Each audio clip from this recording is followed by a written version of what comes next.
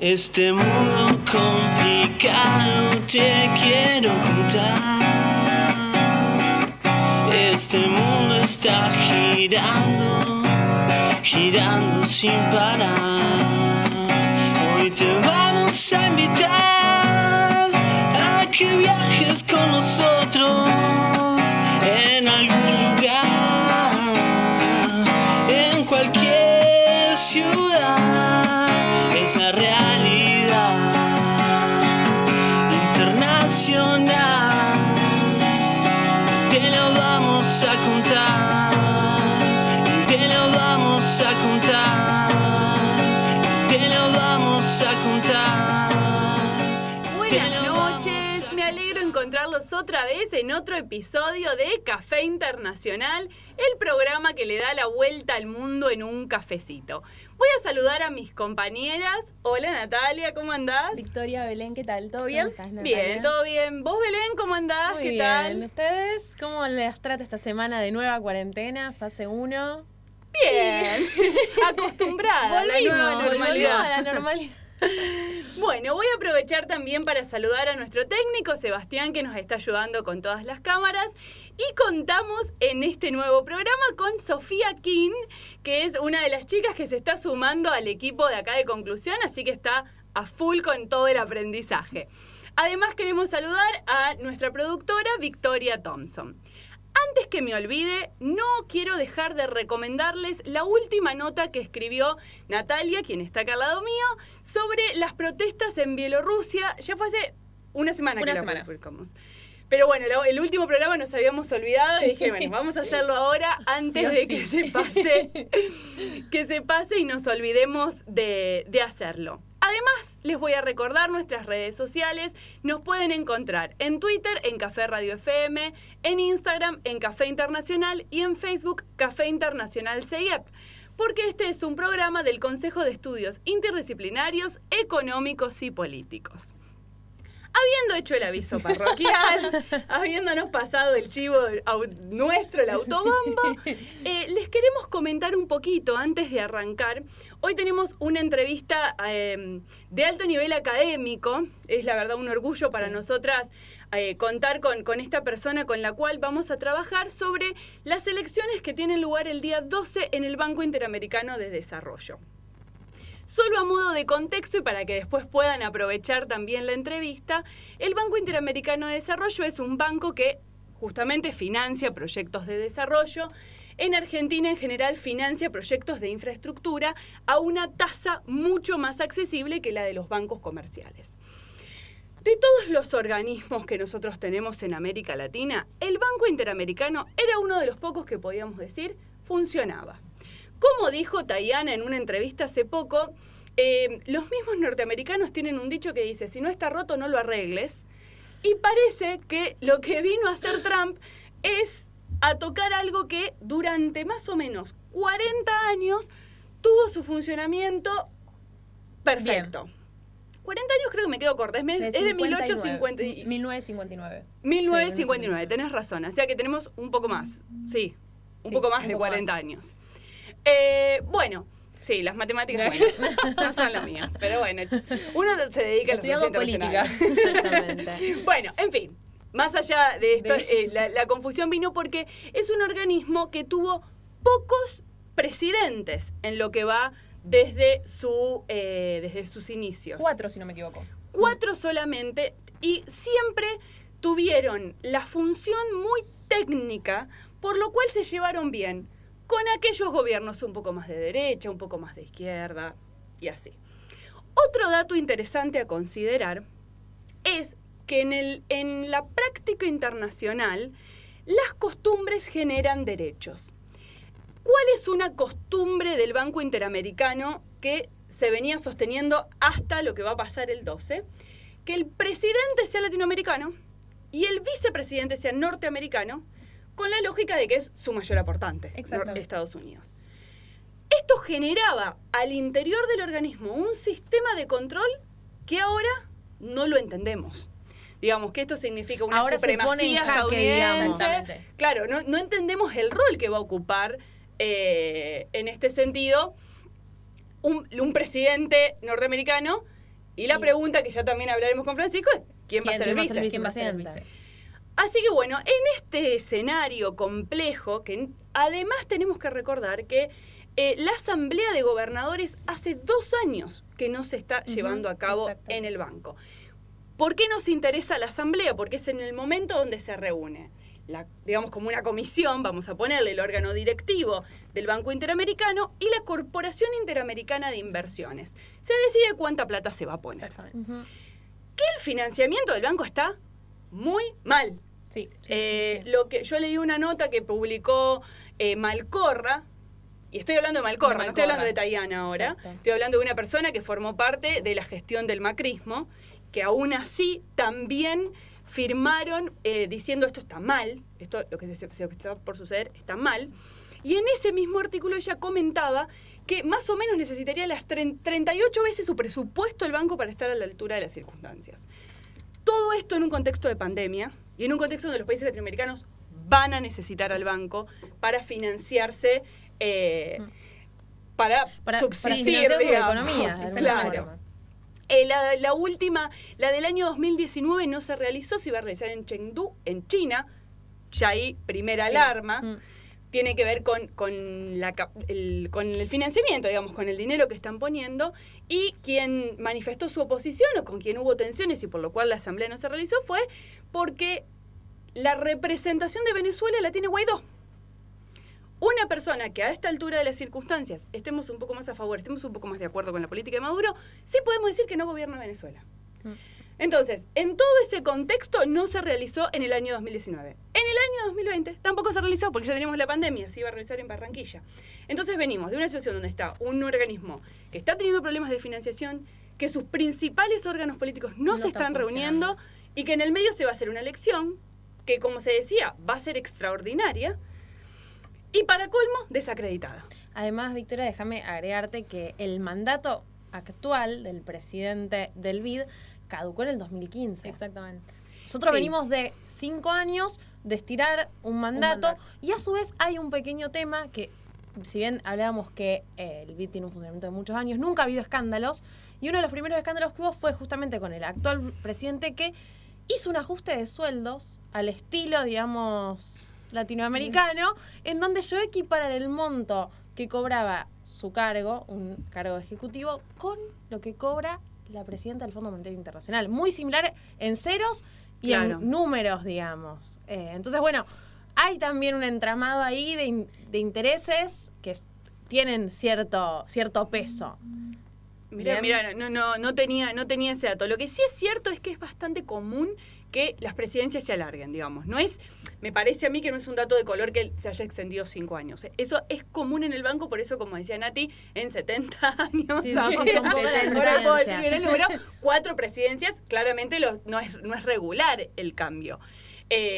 Pero bueno, sí es cierto que lo que decís que, bueno, cuando está tocando plata en un organismo que estamos diciendo que necesita 38 veces más su presupuesto, también es y una estamos equiparando con los grandes prestamistas a nivel mundial. Un fondo monetario, los montos que se manejan y un sueldo de $2 millones es una cosa, estamos poniendo un número por ponernos, son 2 millones, pero digo, y otra cosa es el Banco Interamericano de Desarrollo, en un grupo de países con una economía totalmente distinta a la que manejan los principales aportantes del Fondo Monetario Internacional. Sí, tal cual. Los PBI y demás, ¿no? Así que bueno, era un poco para ponerlos en contexto de por qué estamos haciendo una entrevista con una persona de la academia, con un rol muy importante, digamos, como es la Secretaría del Consejo Argentino de Relaciones Internacionales, para tratar de ver qué nos puede decir frente a esta situación que, bueno, y en la cual Argentina ha ocupado un rol central.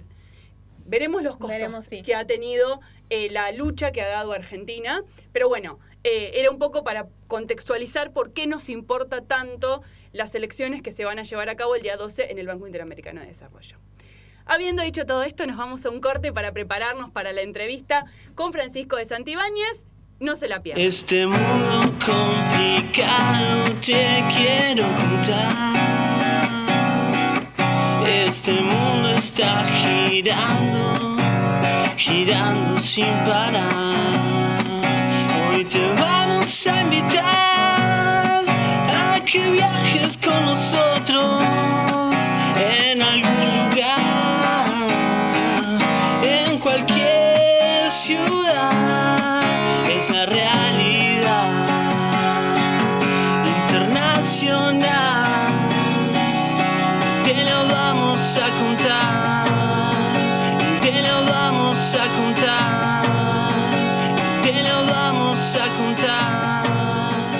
Bueno, ahora sí tenemos en línea a Francisco de Santibáñez, quien es el secretario general del Consejo Argentino para Relaciones Internacionales. ¿Qué tal, Francisco? ¿Cómo estás? ¿Cómo andás? Encantado, muy bien, por suerte.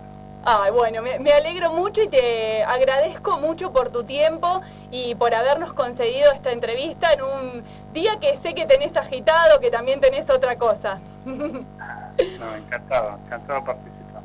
Bueno, como te comentaba previamente, querríamos que nos cuentes un poco sobre la situación del Banco Interamericano de Desarrollo, sobre estas elecciones que nos tuvieron tan alertas y preguntarte por qué vos crees que Estados Unidos toma esta decisión de avanzar sobre el Banco Interamericano. Sí, lo primero es que es una decisión en particular del gobierno de Trump. No hay consenso en toda la clase dirigente de Estados Unidos. Los demócratas, o la mayoría de los demócratas, tienen otra opinión. Pero creo que se da en el contexto, en el plano internacional, de una competencia estratégica con China. Hay un deseo de tener mayor presencia económica y que esa presencia económica esté relacionada también con una visión más amplia de la política exterior, que lleva a quebrar una tradición. Históricamente el presidente del Banco Interamericano de Desarrollo, como en el caso de otros organismos, pertenecía a miembros de cierta región y en este caso latinoamericanos, ¿no? Pero tampoco hay que descartar que esto tenga también que ver en parte con la política doméstica de Estados Unidos. Estamos en campaña. Se comentaba sobre todo el interés de cautivar Florida. Claro, es de origen cubano y de hecho Trump le está yendo bastante bien con el electorado latino en Florida.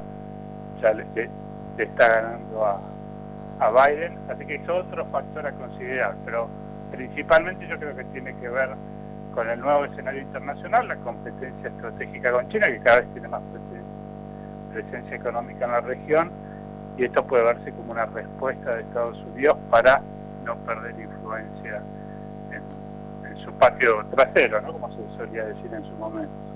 Claro, hay otros analistas que postulan que también hay un interés económico por parte de los Estados Unidos y especialmente de Trump de hacer negocios en su patio trasero y, si mal no recuerdo, Andrés Malamud hablaba de negocios familiares.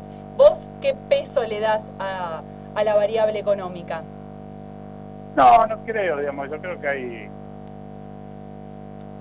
hoy América Latina gana importancia estratégico para Estados Unidos, con lo cual en ciertas áreas del gobierno, de la clase dirigente, pasa a ser una fecha importante en este juego, ¿no? De vuelta, que tiene mucho que ver con China. Así que yo creo que soy más de la idea de que esto tiene que ver con consideraciones estratégicas que los gobernantes piensan que son del interés de su país, ¿no? Claro. No veo tanto una cuestión de negocios de personas o de sectores de Estados Unidos. Eso suele pasar en regiones más marginales al interés nacional de Estados Unidos, ¿no? Cuando Estados Unidos ya no le presta atención a esas regiones. Claro. Yo creo que ahora América del Sur y América Latina en general vuelve a ganar peso, por lo tanto Estados Unidos se focaliza mejor en términos estratégicos y en este caso considera que esta es una movida acertada. Tal cual.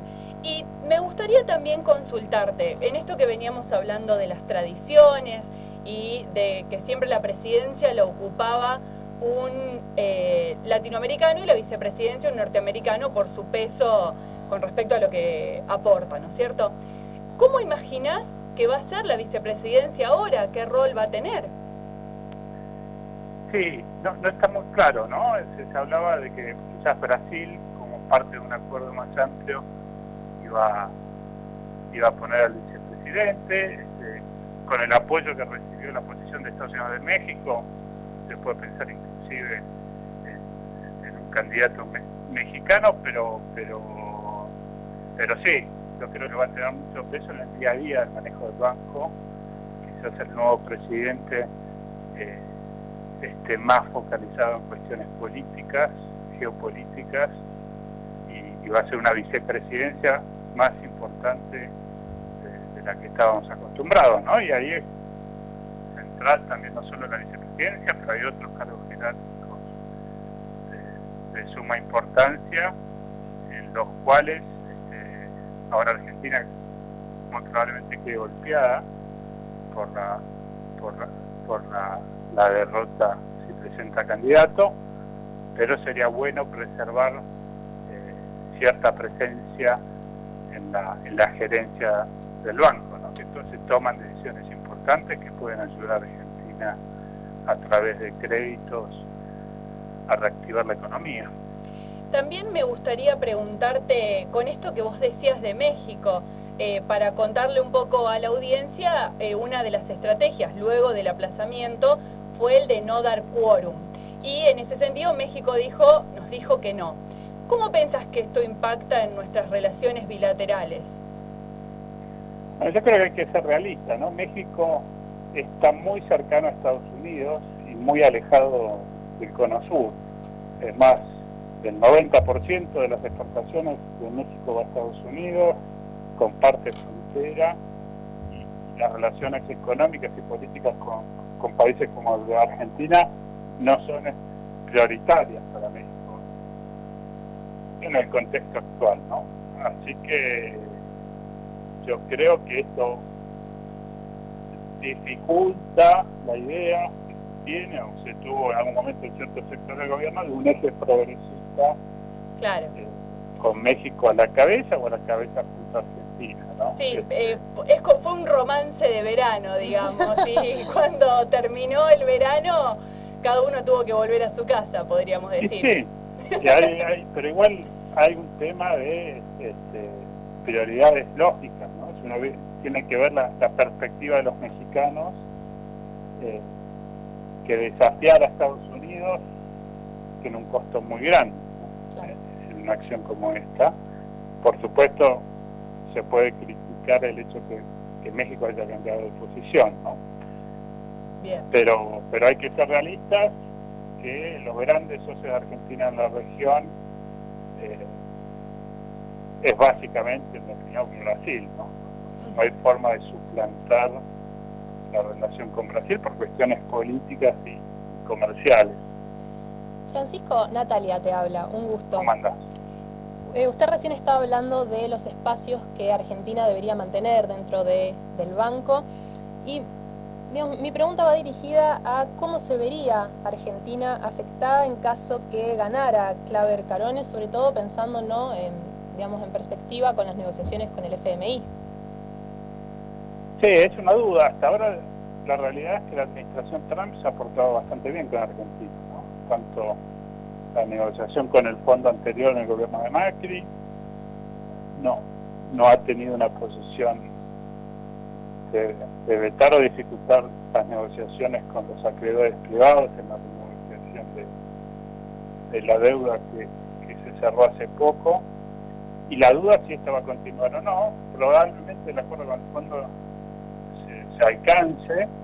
Hay que ver qué postura toma el fondo y la posición de Estados Unidos dentro del fondo durante las negociaciones, ¿no? Cuán positivas o no son para la Argentina. Esperemos no tener que pagar costos por esta derrota, ¿no? Pero es de destacar que para ser sinceros, Trump hasta ahora tiene una posición, la administración Trump ha tenido una posición positiva con Argentina, independientemente del gobierno, y esperemos que continúe. Porque, sí, positiva o al menos que no intercede, digamos, que no entorpece, perdón. que no entorpece, porque positiva también veremos ahora, digamos, no hubo declaraciones a favor, pero tampoco las hubo en contra, bastante neutral me parece a mí. Sí, hay que recordar, por ejemplo, en el 2000 la posición del gobierno estadounidense con Bush hijo fue bastante distante a la posición argentina. Por ejemplo, tendría a ser más beneficiosa con la posición de Turquía en circunstancias similares, en parte por la relevancia geopolítica que le daban a Turquía en ese momento. Pero ese es un ejemplo del peso que Estados Unidos sigue teniendo en organismos internacionales como el FONI. Francisco, a mí me gustaría preguntarte otra cosa por ahí corriéndonos un poco del tema y si vos decime si el tiempo nos lo permite. Sí. Pero bueno, a raíz también de la publicación el año pasado de tu libro La rebelión de las naciones, crisis del liberalismo y auge del conservadurismo popular, me gustaría que comentaras un poco esta nueva aprobación que está teniendo Bolsonaro, ya que hablamos de cómo Brasil es uno de los vínculos prioritarios para Argentina y a raíz, bueno, de esto que vos venís trabajando, ¿cómo lo podrías explicar? Sí, yo creo que Bolsonaro es parte de un movimiento más amplio, al que define como conservadurismo popular, que básicamente sigue la tradición conservadora, pero con un par de diferencias, ¿no? Una es la falta de la moderación y la otra es el antielitismo. Suelen ser muy agresivos en contra de las instituciones relacionadas con la élite. Y es un movimiento que ha tendido a ganar el apoyo de los que eran los votantes de los partidos socialistas, socialdemócratas en el pasado, ¿no? Los obreros, trabajadores de fábrica, clase media baja. Y ahora se está viendo eso en Brasil también, que Bolsonaro está dando el apoyo de votantes del noreste, asociados históricamente con el PT, de clase media, media baja, y están terminando de reconfigurar algo nuevo que ya había tenido lugar en países como Estados Unidos, como Gran Bretaña, con Boris Johnson, pero llevado a la realidad latinoamericana, ¿no? Y Bolsonaro ha construido poder a través de sus bases de poder, que yo creo que son las Fuerzas Armadas, en parte, un movimiento evangélico que es clave, que en parte ha transformado la política brasileña, y sectores de la economía como el campo, ¿no? El interior profundo. ¿Y te parece que esta fortaleza de Bolsonaro amenaza el vínculo con Argentina? No debería, ¿no? Yo creo que las dos capitales tendrían que desideologizar la política exterior y entender que es en el interés de los dos países, más que quizás en cualquier otro momento de nuestra historia, fortalecer la relación estratégica, porque es la forma que tenemos de evitar que el conflicto estratégico entre China y Estados Unidos se traslade a nuestra región, si cada uno de nuestros países toma partido distinto, y también porque la evolución de la globalización está llevando lo que parece ser un mayor regionalismo del comercio internacional, ¿no? Las cadenas globales de valor están extendidas alrededor del mundo, lo que mostró la pandemia es que representa un riesgo tanto para los estados como para las empresas, ¿no? Japón da subsidios para que las empresas dejen de fabricar en China y vuelvan a su país. Macron hace declaraciones e implementa políticas también en esa dirección, con lo cual creo que si hay un momento para tener una política de Estado en ambos países, más allá de la ideología de los gobiernos de turno, es ahora. Tal cual. Bueno, la verdad te agradezco muchísimo, Francisco, por el tiempo que te has tomado para charlar con nosotras. La verdad fue un gustazo haberte entrevistado. Ojalá alguna vez te podamos tener acá en Rosario en el piso de conclusión para que charlemos más distendidamente. Sí, sí. Bueno, voy bastante seguido a Rosario, promedio una vez por año, así que ya podremos coordinar. Ah, buenísimo, me alegro mucho. Bueno, muchísimas gracias, Francisco. Un gusto, la verdad. Bueno, nos vamos entonces a un cortecito muy breve y ya seguimos con más Café Internacional. Este mundo complicado te quiero contar. Este mundo está girando, girando sin parar. Hoy te vamos a invitar a que viajes con nosotros en algún lugar, en cualquier ciudad. Es la realidad internacional. Te lo vamos a contar, te lo vamos a contar, te lo vamos a contar. Bueno, volvemos ahora con Café Internacional. Vamos a recordar las redes sociales, así pueden dejarnos comentarios, apreciaciones sobre la entrevista a Francisco y sobre lo que va a suceder muy pronto, el 12, con las elecciones en el Banco Interamericano de Desarrollo.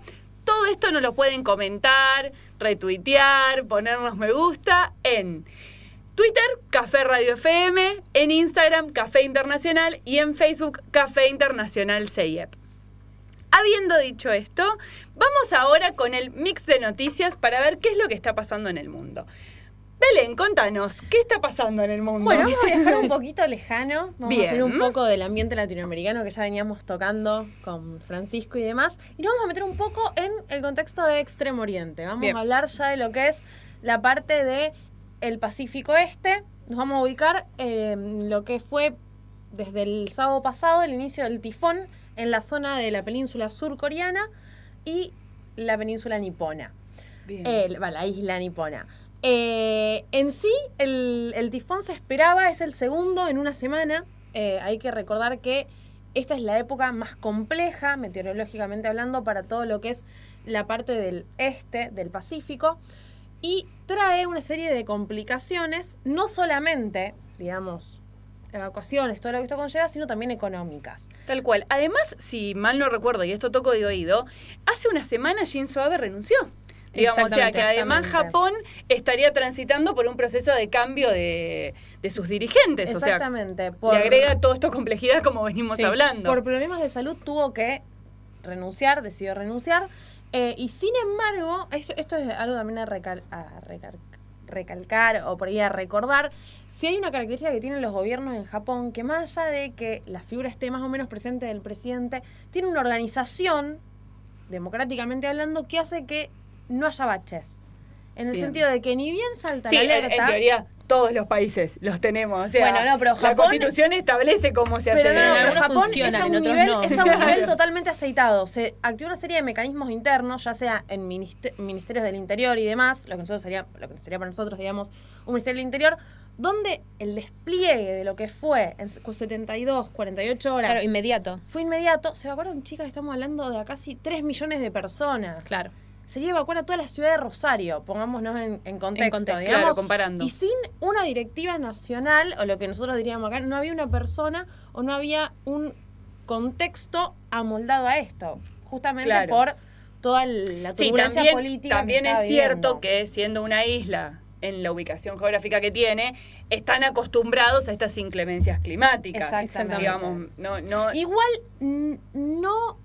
no es tan así, digamos. Es más frecuente, por ejemplo, lo que es movimientos terrestres que justamente el caso de grandes tormentas. mira. El caso de grandes tormentas se da más en lo que sería, digamos, la parte baja de Estados Unidos y Centroamérica. Mira. No en el lado, digamos, este del Pacífico, extremo, digamos, en la parte del extremo este. Entonces, por lo tanto, también fue como sorprendente. Llamativo. ¿Y por qué? ¿A qué se agrega esto? Que si bien fue el segundo en una semana, fue el 10º en lo que va de la temporada. ¿Y cuándo se abrió la temporada? Mediados de julio. Claro. 10 tifones en un mes, chicas. Es una situación muy particular. Acá hay dos posturas que fueron muy similares. La de Corea del Sur y la de Japón. Fue básicamente en el momento en que se conoce el cambio de corrientes y demás. Claro, por los sistemas de alertas que supongo que deberán tener. Automáticamente pedir la evacuación voluntaria de la gente. En el caso, por ejemplo, de la península de Corea, que es en un territorio bastante pequeño, el que se veía afectado por la tormenta, llegaron a crear 70 automáticamente en menos de 3 días, 70 centros de evacuación. Claro. Entonces estamos hablando de una velocidad Y una esto logística tremenda. No, impresionante. Y esto permitió que, de hecho, entre Corea del Sur y Japón únicamente hubo como que lamentar o como desgracia la pérdida de 4 vías, que justamente fue en el medio de las evacuaciones. Claro, sí, obviamente todavía cuenta, pero en la magnitud, en la escala, 4 vidas es poco. Es poco. Bueno, estamos hablando, que no me quería perder este dato, estamos hablando de que los vientos oscilaron los 180 a 220 kilómetros por hora. Claro. Si bien ese fue el gran pico que lo recibió Japón, Corea del Sur tuvo un temporal un poco más leve. Y bueno, Corea del Norte también recibió un poco del impacto, pero nada más que fueron fuertes lluvias y vientos. Pero bueno, hay que recordar que las pérdidas fueron en vidas humanas mínimas, menos de 50 heridos y 4 muertos. Entonces, esto viene a demostrar que también hace o genera un llamado de atención a la hora de decir, ¿nosotros estaríamos preparados? ¿Qué se necesita? Puede ser algo totalmente válido como un COVID, algo que surge, que uno no está preparado, pero fijémonos que... Sí, igual más allá de esto, más allá de los modelos, también uno tiene que pensar en las personas. Y creo que culturalmente no es lo mismo una sociedad japonesa o una sociedad boliviana. En términos de, sin menospreciar, por supuesto, digo boliviana, digo estadounidense inclusive, los rasgos de los comportamientos y las maneras de ser y de actuar y el respeto a las autoridades, culturalmente hay una diferencia de lo que es una sociedad occidental, en términos generales, podríamos decir, a una sociedad es la gran oriental. disciplina de la que siempre se habla. Exactamente, sí. Así que bueno, fue muy llamativo y la verdad que si bien fue va a seguir ocurriendo, porque sigue la temporada, abre, digamos, otros escenarios de crisis, porque por ejemplo, económicamente nunca Japón ha pedido fondos, ya sea al Banco Mundial, en casos de desastres naturales. Entonces, bueno, abre todo un montón de incertidumbres interesantes el decir cómo se manejan este tipo de situaciones que a nosotros nos parecen por ahí tan lejanas, ¿no? Sí. Tal cual. Bien, bueno, por un lado, la noticia sobre el pequeño tifón. Pequeño. Y por otro lado, vamos a pasar ya a lo que es el escenario de la isla de Hong Kong. Tal cual. Escenario Bien. que a todos nos viene haciendo ruido hace tiempo. Sí. Yo por ahí lo titulé un poco, armando el bloque, Hong Kong entre dos demonios. Por un lado, 3 rebrotes de COVID desde más o menos principios de junio de este año hasta la actualidad. 3 rebrotes. Tuvimos el primer rebrote y 3 después, o sea, vamos por el cuarto ya. Y a su vez se suman la continuidad de las protestas que, si bien tuvieron picos de crecida y de crecimiento, calma, ahora repuntaron. ¿Y por qué repuntaron? Tenemos que recordar que en un contexto sin COVID, en un contexto donde el año se iba a dar con normalidad, el 6 de septiembre, es decir, el domingo que pasó, se iban a realizar las famosas elecciones legislativas. ¿En qué contexto se producía esto? En un contexto en donde noviembre del 2019 nos mostró que en las elecciones municipales de medio término del año pasado, las bancas fueron, para que nos demos una idea, alrededor de 380 ganadas por los partidos prodemócratas, anti, digamos, unionistas o anexionistas chinos, de un total de 430 bancadas. Estamos hablando que fue una derrota terrible para lo que sería la vuelta atrás a pertenecer a la República Popular China.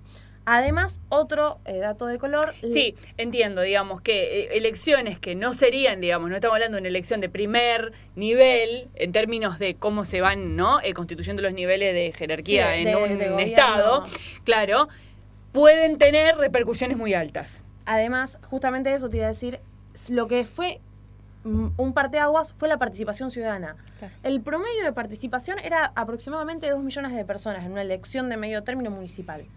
En este caso, de 4 millones, que es el total de la población, votaron 3 millones y medio de personas.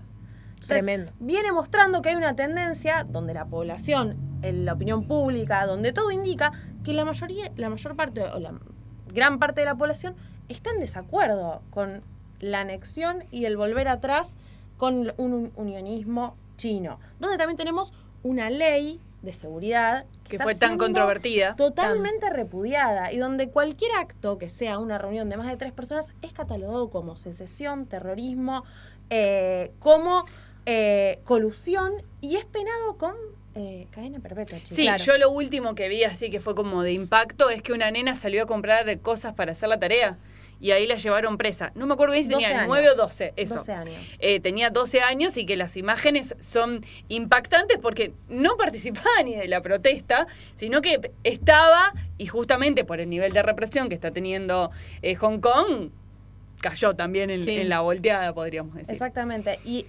por otro lado, la lectura de estas movilizaciones, que si bien el anuncio de lo que sería la cabeza del Poder Ejecutivo, que es Carrie Lam, fue el 31 de julio de aplazar las elecciones un año, el anuncio de ese momento ya venía siendo cuestionado y se esperaba que hubiera una marcha atrás, no la hubo, y el fin de semana se desataron todo este tipo de protestas, no solamente repudiando el hecho de que se hayan extendido los plazos de las elecciones, sino llamando a hacer un poco de ruido y plantear esta posibilidad de que en realidad detrás de todo este aplazo y demás hay una estrategia desestabilizadora, que es demorar o contener toda una opinión pública. Bueno, no es que está- desestabilizadora, al revés, es de mantenimiento del status quo. No, claramente desestabilizadora de los grupos que se vienen Claro, manifestando, prodemocráticos, de los tal grupos cual. de los paraguas, básicamente, que empezaron a manifestarse de Claro. principio de año. Entonces, desestabilizando esto, la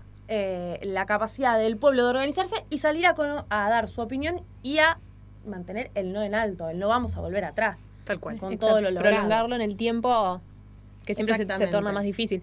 Me acuerdo que en uno de los programas nosotros habíamos tratado también la cuestión de las elecciones y nos preguntábamos cómo iba a ser, digamos, en términos de marco legal, para seguir un año legislando sin ningún tipo de legitimidad popular. Bueno, le puede preguntar a Janine Áñez. Bueno, sí, totalmente. Digamos, no sé si Zoom. está bien hacer chistes sobre esto, pero digamos, poder se puede, si puede Bolivia, ¿Por qué no ¿Por podría? qué no podría? Hong ¿por Kong? qué no podría Hong Kong? Exactamente. Lamentablemente, Sí, pero sí, poder se sí, puede, por los supuesto. mecanismos se encuentran. Sí, sí, sí. Bueno, ¿con qué seguimos? Hablando un poco de Bolivia, ya que lo trajiste a colación, vemos que el Tribunal Supremo Electoral inhabilitó la candidatura de Evo Morales al Senado y justamente por no cumplir un requisito constitucional que es de estar en el territorio boliviano al momento de inscribirse, al momento de que se mismo tengan lugar las elecciones. Que esto es paradójico. Digamos, o sea, Tuvo que exiliarse. Claro, Exactamente. me decís que no estoy en el territorio, pero en realidad es porque estoy Es por- exiliado. exactamente, que porque mi recordemos, vida corría peligro. desde diciembre está en Argentina. Y va a ser la primera elección desde 1989 en la cual no está Evo. Elección a nivel Claro. de todos los niveles, estamos hablando. Pero que de todas maneras queda como jefe de campaña del MAS, digamos, manejando todo desde acá, desde Argentina. Algo similar vemos que pasó con Correa en Con- Ecuador. Creo que fue 1 hora de diferencia. Hmm. Sí, O sea, en simultáneo fueron las dos cosas. exactamente, porque la Corte Suprema ecuatoriana ratificó ya en última instancia, es decir, que ya es definitivo, la condena a Rafael Correa a 8 años de prisión e inhabilitación política, recordemos por el delito de cohecho por el caso de sobornos 2012-2016, que para aquellos oyentes que no estén al tanto, fue un caso de corrupción en donde se aceptaron aportes indebidos para financiar la campaña política del oficialismo en ese momento, en contra, digamos, que como respuesta se daban ciertos contratos estatales a un grupo grande de empresas, entre las cuales estaba Odebrecht. A mí me gustaría traer un par de comentarios al respecto. Por una parte, siguiendo el análisis de Pablo Stefanoni, Pablo piensa que esto fue un golazo de parte para el MAS y para Bolivia. No sé si... Porque tenemos que aclarar algo. Esta ratificación por parte de la Corte Suprema de Ecuador elimina a Correa de la contienda electoral. No, de Bolivia estaba hablando yo. Ah, perdón, yo pensé que decías No, de Ecuador. de por qué es un golazo para mí lo de Bolivia, siguiendo la lectura de Stefanoni. Sí. Porque lo que él decía es, victimiza a Evo, que la verdad, en términos electorales, suma, lo corre de la escena, y Arce no es un hombre como Arauz, que llegó hace 15 minutos a la política. Claro. Entonces, en la lectura de Pablo Stefanoni le hicieron un bien sacándolo. veremos si Arce logra capitalizar Claro, la victimización ¿Cómo? de Evo Exacto. en términos propios. Pero el análisis que él sumaba es que el MAS es más que Evo. Sí. Mientras que el movimiento de Correa no es No más es- que no Correa. deja de ser el Exactamente. correísmo. No deja de ser el correísmo. No puede esperarse de la imagen que tuvo para el partido y para el gobierno de Correa. la Pero bueno, me persona parecía de- interesante comparar porque no es lo mismo. No. Uno lo ve a primera instancia de manera similar, pero cuando vas un poco más adentro, no es lo mismo lo que Sí, sucedía es en el los nivel dos. de institucionalización del partido, básicamente. Es decir, Claro. bueno, puede superar o puede sobrevivir más allá de su líder, dicho de una manera No, y muy que coloquial. también Correa con su discurso de la renovación, pero puso a alguien de nuevo que no es Arce en Bolivia. Entonces, digamos, era lo que nos preguntábamos hace unos programas de ¿por qué está haciendo esto? Digamos, si yo pensaba en ese momento que, bueno, listo, fue la manera de posicionar a Arauz. Esperemos que Arauz logre capitalizar Sí, eso. yo creo que la mayoría lo pensamos como una estrategia. Sí. Pero hay que ver cómo se paran de frente a esto todo lo que va a ser, digamos, el cuadro que se presentará en la elección. Además, yo quiero agregar que uno de los candidatos que hay en Ecuador es el hermano de Rafael. Sí. La hermana, Pierina. Pierina No, Correa. y su hermano también. Todos están. El hermano está candidato a presidente. O sea, Pierina, Pierina, ¿en qué rol cumpliría? Como vicepresidente en la fórmula junto con Arauz. Bueno, entonces Uno de después los no nos nombres. quejemos. También, viste, el progresismo latinoamericano cada tanto tiene que hacer una revisión. Porque después nos quejamos que Trump en la convención republicana ponía 6 familiares y lo Y acá tenemos es en más la o menos elección lo mismo. ecuatoriana a 3 familiares. Lo que pasa es que es lo mismo que venimos diciendo, es mantener la figura de Correa para que sobreviva el correísmo. Es así. Que tienen el apoyo popular. O sea, porque Correa no es que lo quiere mantener porque además es él y su vida. O sea, es porque tanto Evo como Correa, como un tercer país que quiero agregar en esta misma lógica, es Lula. Que a Lula también lo inhabilitaron y salió hace un par de días con un mensaje que si bien no es una candidatura a la presidencia, ni mucho menos, pero sí son personalidades que siguen figurando en la escena política de los Hasta países. el día de hoy, exactamente. Bueno, veremos qué hace Lula, ¿no? Porque también Lula no tiene la edad de Correa. No, O sea, claramente. y también Lula tiene un recorrido diferente. Y como bien hablábamos con Francisco, Bolsonaro está creciendo en su poder. Ese es el gran- yo Exactamente. creo que hoy el gran problema para Lula es ese. Pero bueno, la verdad que yo miro el escenario argentino y digo, ¡ay, estamos en la Suiza democrática de Argentina! Porque cuando uno piensa que la transición al poder fue en términos democráticos, transparentes, y que nadie se puso, ni el macrismo nos saltó a criticar la elección, y si bien Cristina pasó por un proceso de causas, se pudo presentar, y es la vicepresidenta, vos decís, bueno, listo, estas instituciones funcionan. Y pensemos que no estamos yendo al extremo de líderes exiliados, chicas. ¿Cuántos años hace que Argentina no vive un proceso? A ver, vamos a ponerlo en términos muy fríos. ¿Qué podemos compararlo con la huida de la Rúa, de la Casa Blanca? De la Casa Blanca, perdón, de la Casa Rosada. Digo, estamos hablando de una democracia que tiene un recambio desde el 83, que recuperamos la democracia. Nosotros vemos muy lejano ese escenario latinoamericano convulso Yo no de sé un si Lula. yo no sé si lo veo tan lejano. Yo creo que sí. Digamos, lo que todavía está tenemos la sucediendo suerte con de la que es bonaerense lejano. en el día miércoles, sí. en este momento en la Casa Rosada, el clima a mí me preocupa. O sea, yo... El clima por de tensión, claramente. Claro, por una parte yo digo, Argentina, la Suiza de la democracia, pero por otra parte digo, en este contexto latinoamericano, con las fuerzas que están operando, ¿cómo vemos que lo...? Y no nos olvidemos que tuvimos hace unas semanas a Duhalde hablando del golpe de Pero yo Estado. digo, tenemos balances y y hace... contrapesos que funcionan mucho mejor que en otro país latinoamericano. Quiero creer. No quiero llegar al extremo de tener que verlo, pero Claro. yo creo que sí. Ojalá creo que que yo sí. esté equivocada, la verdad, porque Espero si que no sí. nos esperan unos años horribles. Nos reímos, pero porque Pero estamos sí, no, es nerviosas para no de lo que llorar. estamos diciendo. Es para no llorar. Pero el ejército argentino la semana pasada también publicó un tuit que después borrar. La semana pasada, no sé, sí, o al inicio de esta semana, publicó un tuit donde tuvieron que salir a disculparse, que nuevamente me parece valioso que el ejército salga a decir nos equivocamos y si los ofendimos. Sí, Me- pido que se disculpas. retracten. Me parece que en términos formales suma a la institucionalidad. Miro el escenario latinoamericano y la verdad me quiero tapar y levantarme en 20 años a ver qué pasa. Porque no nos olvidemos que Argentina va a transitar un momento difícil. El manejo de la pandemia fue una cosa los primeros meses y es otra cosa en estos meses, y hay que ver cómo se sale de esta situación. Esperemos que de la misma manera que pudimos resolver las diferencias en las elecciones del año pasado. Exactamente.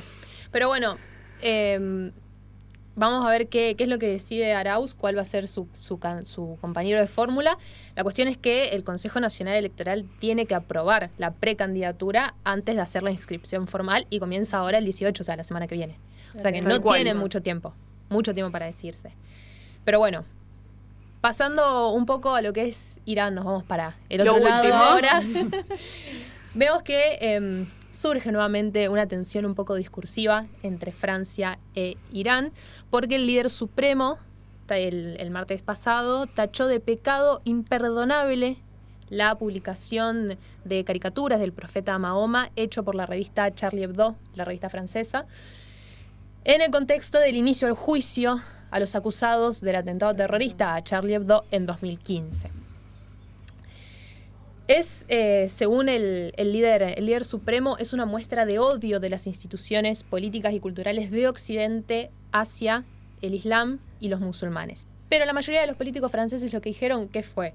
Se justificaron bajo la idea de libertad de expresión.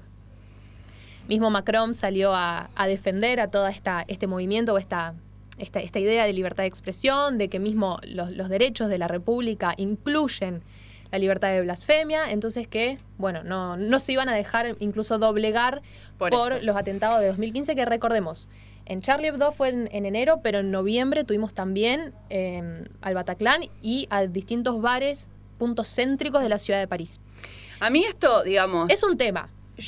Obviamente uno nunca va a estar a favor de un atentado terrorista, pero Occidente no se cansa de ofender Oriente. En eso estamos de acuerdo. Charlie Hebdo, digamos, en ningún momento hizo un proceso de revisión de, bueno, hicimos esta caricatura, las repercusiones que esta caricatura... Nadie está en contra de la libertad de expresión, pero me parece que si vos sos un continuo irrespetuoso a creencias y valores extranjeros...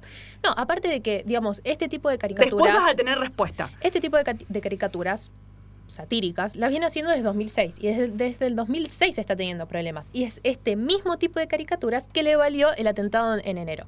Entonces uno dice, bueno, nuevamente, después de 5 años, vuelve a publicar el mismo tipo de formato, el mismo tipo de modelo, esperando algo distinto, no lo sé. Bueno, y acá yo me permito disentir totalmente. A ver, yo comprendo los dichos de Macron. Claramente un presidente liberal, podríamos decir, va a dar... Sí, no puede decir estamos de acuerdo. Si dijese lo contrario también estaríamos diciendo acá, pero no puede decir lo contrario. Tenemos otra libertad, que es la libertad de religión. Entonces vos decís, bueno, es un tema muy sensible, hay que buscar un equilibrio. Si bien tenemos la pluralidad de religiones, respetemos y hagamos por lo menos que se cumpla el balance, ¿me explico?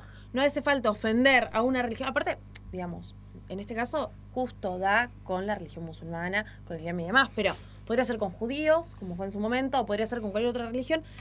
Y son temas sensibles. Y además que tiene es que una haber del gobierno una bajada de línea. Ahí eso es lo que me permito disentir. No digo no publiquen, porque sería una locura. Sí, estamos de acuerdo. Censurable. Sí, el control estatal del contenido tampoco. Pero el gobierno tendría que... Porque ¿qué vamos a esperar? ¿Otro atentado de esa magnitud? Eso es lo que yo me pregunto. Algo? Eso es lo que yo me pregunto. Digo, si en 2015 ya tuviste este resultado. ¿Qué es lo que estamos esperando? Claro, y no es que en 5 años uno dice, bueno, las políticas de Occidente hacia estos países de Medio Oriente cambió de retórica, hubo un acercamiento, No, por el contrario, se intensificaron. Entonces digo, a ver, que tampoco digo de que efectivamente va a haber un atentado terrorista, que tampoco se entienda lo contrario. Pero digo, me parece una jugada muy riesgosa. ¿Y sabés qué me parece a mí? Que es inútil.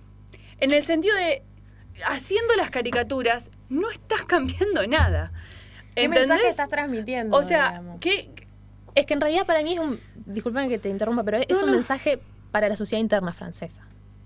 Sí, claro. Es un mensaje para justamente fortalecer ese sentimiento. Pero lo que digo es que no sé hasta qué punto eleva la calidad del debate una caricatura descontextualizada, digamos. Yo no sé cómo son las publicaciones. Acá hablo sin saber. Con lo cual, antes que nada, quiero decirlo. Porque, aclararlo. Claro, porque, digamos, yo imagino la portada, pero no sé si esa después tiene contenido y se debate. Si vos me dijeras esa es la realidad, entiendo que puede favorecer la construcción de ideas en conjunto. Pero si vos haces una caricatura y todo el resto de golpe, bueno, no suma. Dicho sea de paso, tengo acá la portada de la edición, es una edición especial, que dice: todo esto por esto. Es decir, todo esto, los atentados, las muertes, la violencia, la sangre, por esto, por la caricatura. Y aparece la caricatura de el profeta con las manos agarrándose la cabeza, cuasi llorando, y dice, cito: es duro ser amado por...